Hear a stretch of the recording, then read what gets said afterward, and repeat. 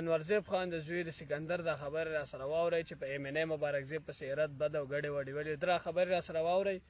او دې خبرو جواب ولا لازمي د مبارکزیب سپورټر په کمنټس کې ورکوي ویډیو به د نورو ملګرو سره ضرور شیر کوئ راځئ دا ویډیو را تر د اخره پورې وګورئ او تا د یو روپو افر وشو ته په دغه ټیم کې وخېدې ګنې زه یو بل چلنج ورکوم ستاسو د ناستو کسانو په مخ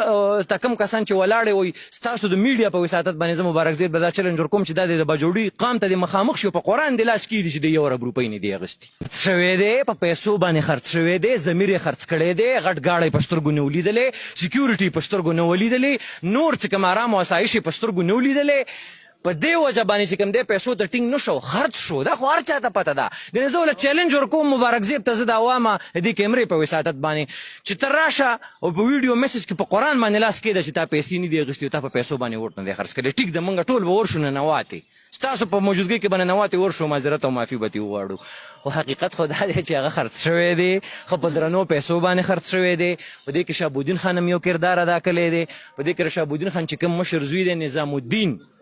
هغه په دې کې یو کردار ادا کړی دی په دې بارګیننګ کې او دا بارګیننګ یې ورسره کړی دی خو زه د باجوړو لسته دا وامه چې په الیکشن باندې د مبارکزیب یو روپۍ نه ده لګېدلې فری اف کاسټ الیکشن یې کړی دی خلکو له خپلې روپۍ لګولي دي خپل تاوانونه یې ولګلي دي اوس زه د باجوړي قام ته دا وامه چې اوس ورشئ او کښېنئ او خپل حق هم ترې وغواړئ او د دې خبرې تپوس هم ترې وکړئ چې وروره ته